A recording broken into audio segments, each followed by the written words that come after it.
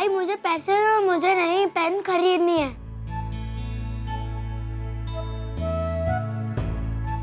अरे सच्चू, लेकिन अभी तुझे 2 दिन पहले मैंने नया पेन खरीद के दिया था, तो फिर अब क्या हो गया इस पेन को?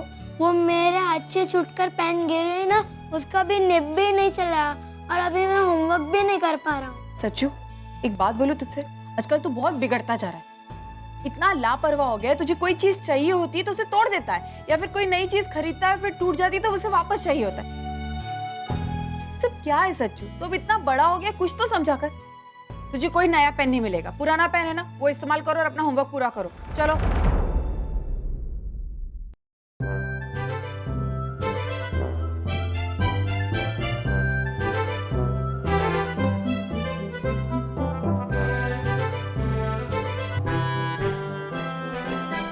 सच्चू, ये क्या है सच्चू? सच्चू ये क्या है? तेरे शर्ट पे इतने सारे दाग लग गए इनके। अरे तुझे अगर मैं पैसे नहीं दूंगी तो तू ये करेगा, अपना पेन तोड़ देगा। आई आपने ही तो कहा था कि नई पेन नहीं मिलेगी और मेरे को होमवर्क भी पूरा करना था और अभी ये सब हो गया। तुझे मैंने कहा था ना तेरे पुराने पेन से लिख, तो क्यों नहीं लिखा अपने पुराने पेन से? अब इन दाग का मैं क्या करूंगी? कैसे निकालूं ये सारे दाग? आगे से कुछ भी ऐसा किया ना तो तू देख लेना, सर सबक सिखाऊंगी। क्या है ये सब दाग कैसे निकालूंगी इसके? क्या हुआ बेटा? आई मेरे टी शर्ट में वो दाग लग गए, तभी आई ने डांट दिया। पेन खराब हो गया? तू डर मत, तेरी आजी जिंदा है ना, तुझे दूसरा पेन ला के देगी। तू बिंदास खराब करा बेटा। आई अब क्या कह रही है? आई ऐसे तो वो बिगड़ जाएगा। कुछ नहीं बिगड़ेगा, समझी ना? तू मुझे मत सिखाओ, वो बच्चा है, शैतानी वो नहीं करेगा तो क्या तू और मैं करूंगी? और तुझे एक बात बोलूं, ये ऐसे चिल्ला चिल्ला के नहीं सुधारा जाता बच्चों को, प्यार से समझा के बच्चों को सुधारा जाता है। आई आप मेरी बात समझ नहीं रही। अगर हम ऐसी उसकी हर जिद पूरी करते ना तो वो बिगड़ जाएगा, हमारे हाथ से निकल जाएगा। हाँ, ये सब बातें तू मुझे समझा कर। हाँ, अभी 3 बच्चों को मैंने बड़ा किया है, मेरे संस्कारों में मानव जैसा अच्छा आदर्श बेटा बन गया है। तू मुझे सिखाएगी? चल।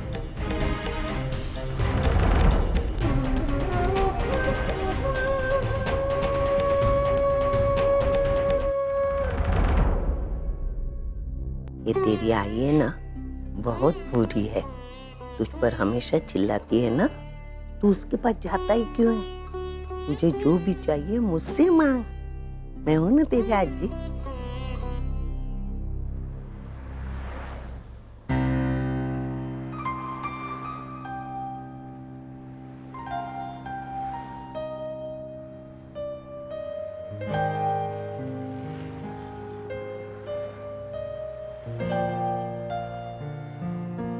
मानव, कितनी देर लगा दी तुमने? मैं कब से तुम्हें फोन कर रही हूँ, रिस्पॉन्ड नहीं कर रहे और एसएमएस कर रही हूँ, रिप्लाई नहीं दे रहे हो। क्या बात है? कहीं अर्चना के साथ फिर से झगड़ा तो नहीं हो गया? अरे नहीं, झगड़ा क्यों करूंगा? वो एक्चुअली सोच उसके बारे में ही रहा था और ख्याल में ऐसे खो गया कि कुछ याद ही नहीं रहा। सॉरी। कॉफी। मानव, मैं क्या करूँ तुम्हारा?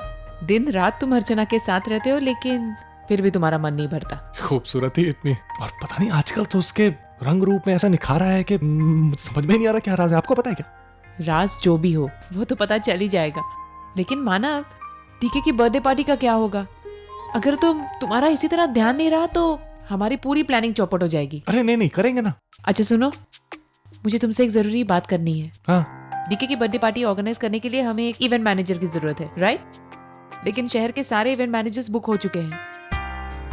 मानव, अब क्या होगा? अब हम कैसे सारी प्लानिंग करेंगे? अगर सारी प्लानिंग नहीं हुई तो पार्टी कैसे ऑर्गेनाइज होगी? मानव, पता नहीं ये सब कैसे होगा। इतना सारा काम है और बहुत कम दिन बचे हैं। आशना जी,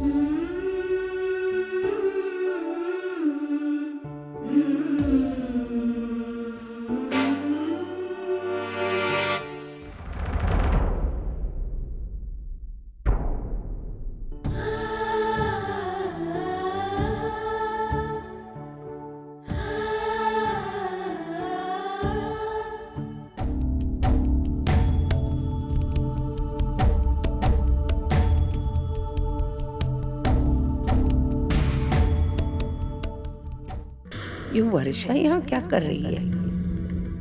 इस तरह घर के बाहर खड़ी होकर ताक झाक करना, ये सब किस लिए?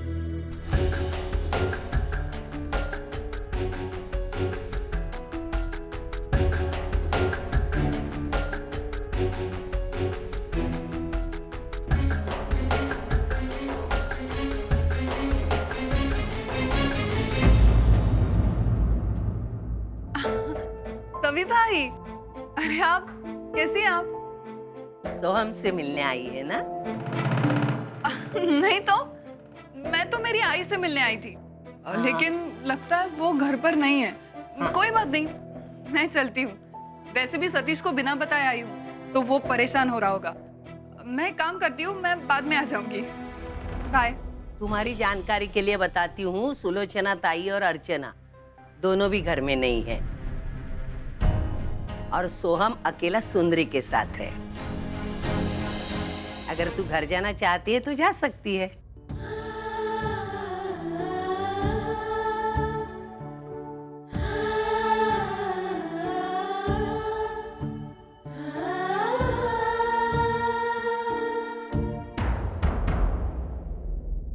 ये तो कह रही है कि अपनी आई से मिलने आई है, लेकिन इसकी हरकत देखकर ऐसा लग नहीं रहा है।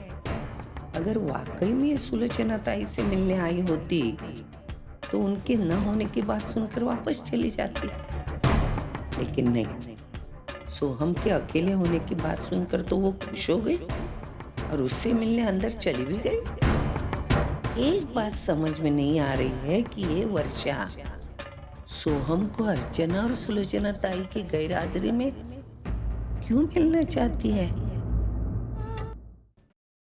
आई, अरे मंजू, आना, बैठ बैठ, खाना खाने बैठ मेरे साथ, आजा।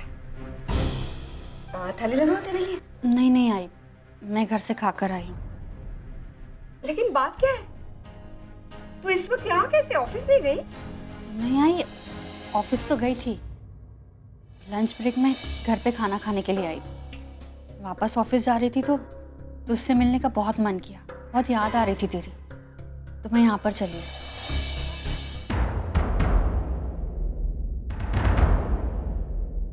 मंजू, क्या बात है बच्चा, तू इतनी उदास क्यों है? तेरे घर में सब कुछ ठीक ठाक है ना? नहीं है, ये कुछ भी ठीक नहीं। लेकिन हुआ क्या? विनोद की नौकरी नहीं रही। तू तो जानती है ना कि मैंने कितना सारा लोन लिया हुआ है, और मैंने हेवी ईएमआईज भरनी पड़ती है हम लोगों को। आई सिर्फ मेरी सैलरी से अब कैसे चलेगा मेरा घर? ईएमआईज कैसे भरूंगी, क्या करूंगी? आई मुझे तो कुछ समझ ही नहीं आ रहा। आई मुझे तो मेरा फ्यूचर कुछ भी नहीं दिखाई दे रहा है। मंजू, मंजू तू शांत हो जा, सब कुछ ठीक हो जाएगा, तू शांत हो जा। मुझे एक बात बता, विनोद ने क्या सोचा है? क्या सोचेगा आई? नया जॉब ढूंढने की कोशिश कर रहा है, और क्या। हाँ, तो ठीक है ना बच्चा, एटलीस्ट वो कोशिश तो कर रहा है ना। जॉब क्या आज नहीं तो कल मिल जाएगी, तेरी सारी परेशानी खत्म हो जाएगी। और मैं एक बात बताऊं तुझे, तू बहुत लकी है। तुझे विनोद जैसा पति मिला है जो गिरकर भी संभलना जानता है। लेकिन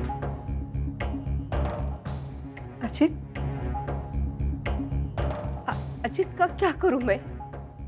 वो खुद कुछ करना नहीं चाहता है, और किस्मत भी उसका साथ नहीं दे रही है। अब क्या हुआ है उसको?